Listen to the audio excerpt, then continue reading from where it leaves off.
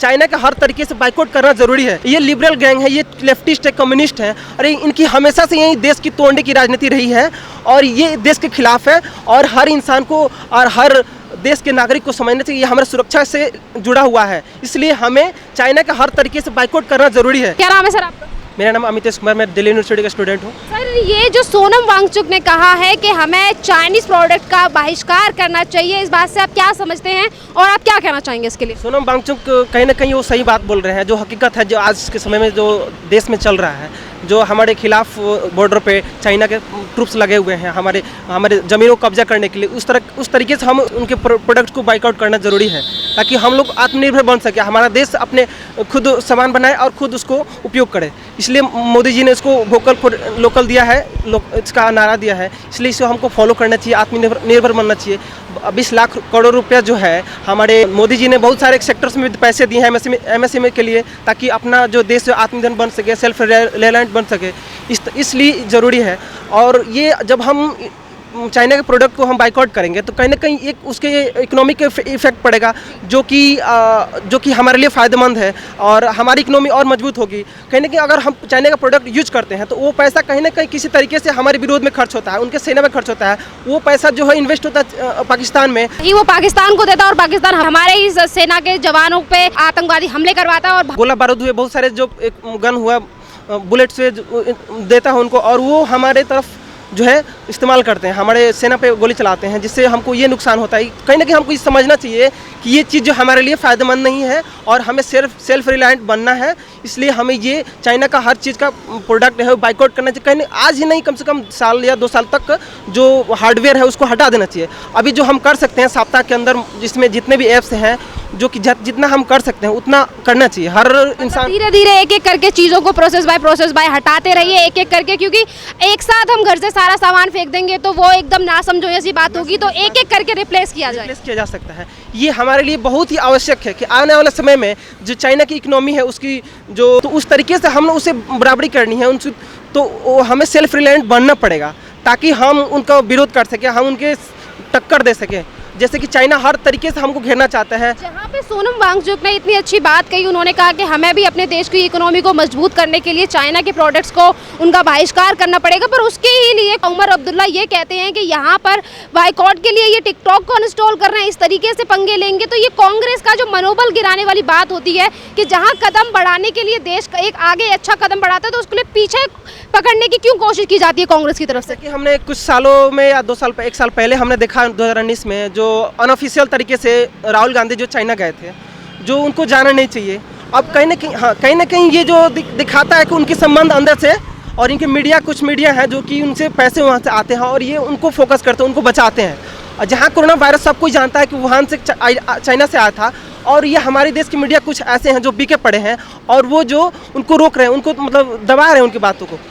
तो इस तरीके से हमको देखना चाहिए कि जो हर चीज़ का जो है मोदी जी अच्छा काम करते हैं, हर काम को वो चाइना जो कांग्रेस का विरोध करने का आदत है, ठीक है। तो ये चीज़ हमको समझना चाहिए क्या चीज़ सही है क्या गलत है। कोई अगर विरोध करता है तो उसका कारण वजह होना चाहिए, क्या सही कर रहा है, तो जब तक ये पता ना चले किसी चीज़ का विरोध ना करें।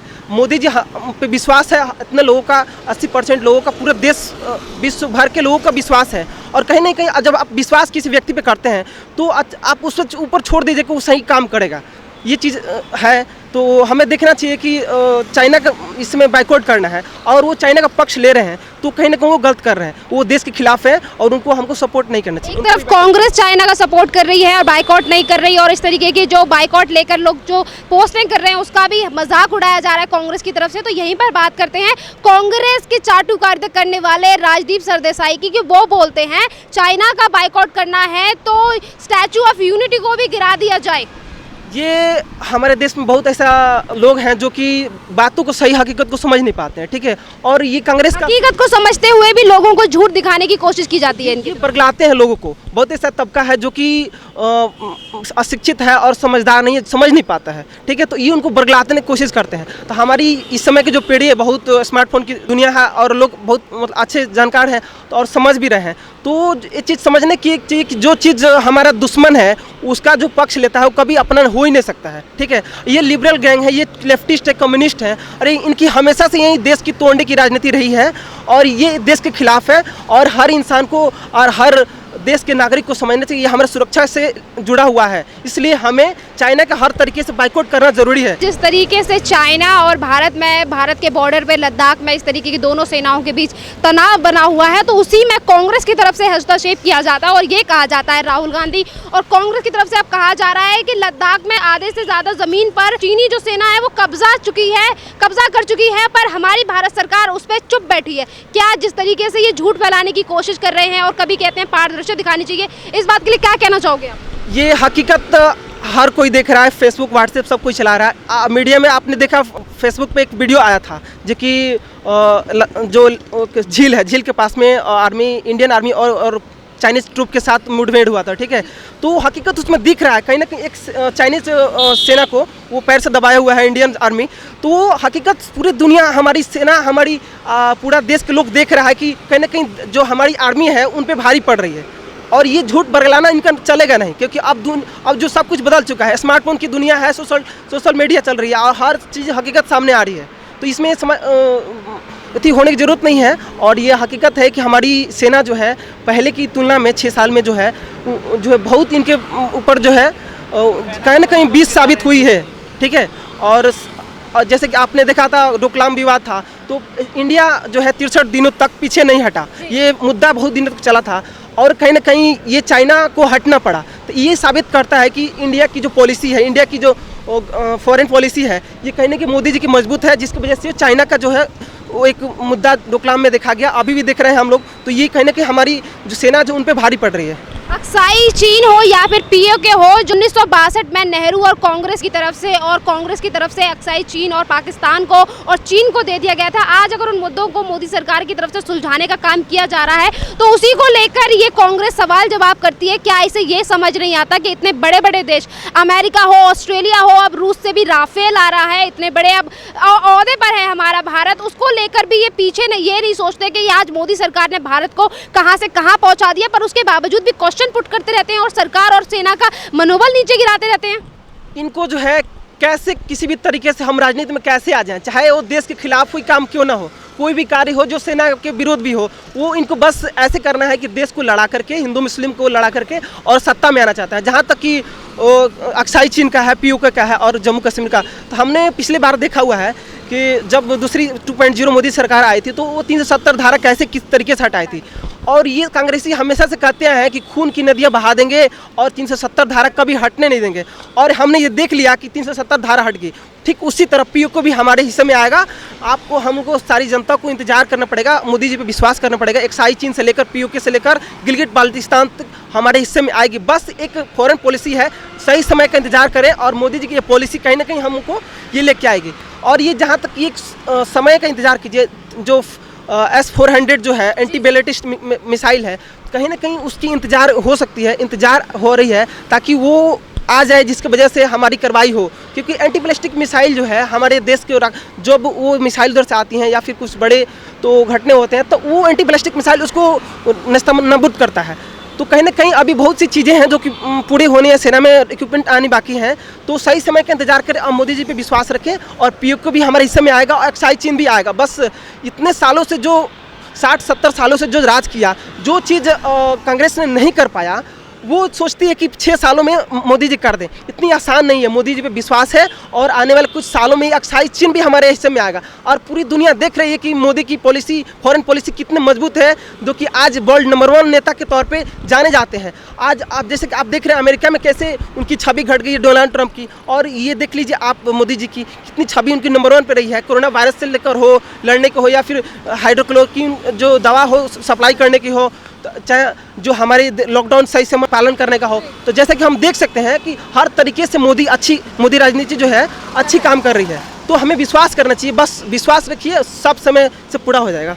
मोदी सरकार ने भारत को इतनी अच्छी तरीके से संभाल रखा है कि यहाँ पे धारा 370 हटी तब भी कोई विवाद नहीं हुआ, राम मंदिर का फैसला आया तब भी कोई विवाद नहीं हुआ, लॉकडाउन आया, कोरोना वायरस का सेशन चल रहा है और इसमें कोरोना वायरस जो पेंडेमिक सिचुएशन पूरे वर्ल्ड में छाई हुई है, भारत में भी छाई हुई है, पर इसके अंदर भी अगर लॉकडाउन हुआ, यहाँ पर भी परिस्थितियाँ खराब हुई, पर उसको भी मोदी सरकार ने कंट्रोल किया। पर उसके बावजूद भी यहाँ के जो लोग हैं, लिबरल्स कह लीजिए, वामपंथी यहाँ के सिचुएशन को और उन्हें फिर से बिगाड़ने की कोशिश कर रहे हैं और कह रहे हैं कि अमेरिका में जो ब्लैक लिव्स मैटर को, अश्वेतों की लड़ाई चल रही है वो यहाँ पर भी होनी चाहिए, क्योंकि मुसलमानों के ऊपर यहाँ मॉब लिंचिंग होती है, अत्याचार होते हैं उन पर, और जो लॉकडाउन में यहाँ से जो मजदूरों ने पलायन किया है उसको लेकर भी लोगों को सामने आना चाहिए। मतलब उस पर भी राजनीति करनी है पर काम करके नहीं देना। देखिए, जहाँ तक हम देख रहे हैं मोदी जी ने कितने अच्छे काम कर रहे हैं। 20 लाख करोड़ रुपया बहुत सारे सेक्टर्स के लिए दिए हैं उन्होंने, और ये 20 लाख करोड़ रुपये ये दिखाता है कि हर छोटे से बड़े तबके तक जो है मोदी जी उनकी सेल्फ रिलायंट बनाने के लिए काम कर रहे हैं। जहाँ तक वर्कर्स की बात है, 60 सालों से जो कांग्रेस सरकार उनकी इंदिरा गांधी उनकी जो है बोल रही थी गरीबी हटाएंगे, मजदूरों के लिए काम करेंगे, किसानों के लिए काम कर रहे हैं, क्या वही बात दोहरा रहे हैं ये भी? 60 सालों में जो नहीं कर पाए ये सोच रहे हैं कि इतने जल्दी हो जाए, और ये 6 सालों में हम देख रहे हैं कि मोदी जी ने उनसे ज़्यादा काम करके दिखाया है मजदूरों के लिए, किसानों के लिए। और जहाँ तक लिबरल गैंग का है, लिबरल गैंग कांग्रेसी कम्युनिस्ट जो है हमेशा से ये देश के विरोध में है और रहेंगे। तो ये चीज़ हमको समझनी है और देश के साथ खड़े रखनी है जो देश के फायदे के लिए है, ठीक है। और जहाँ तक आप बोल रहे हैं ब्लैक एंड वाइट अमेरिका की बात है, और ये ब्लैक एंड व्हाइट अमेरिका जैसी सिचुएशन यहाँ पे क्रिएट करने की कोशिश की जा रही है लिबरल्स के द्वारा। वो ये कह रहे हैं कि वहाँ पे अश्वेतों के साथ इस तरीके का व्यवहार होता है और यहाँ पे मुसलमानों के साथ इस तरीके के व्यवहार किया जाता है। क्या आपको लगता है कि जिन मुसलमानों की संख्या भारत में करोड़ों में है, 20 करोड़, जिनकी 35 करोड़ से ज़्यादा है, 35 करोड़ तक पहुँच चुकी है, तो उनके साथ कोई अत्याचार होगा? किस तरीके से यहाँ पे हिंसा फैलाने की कोशिश की जा रही है?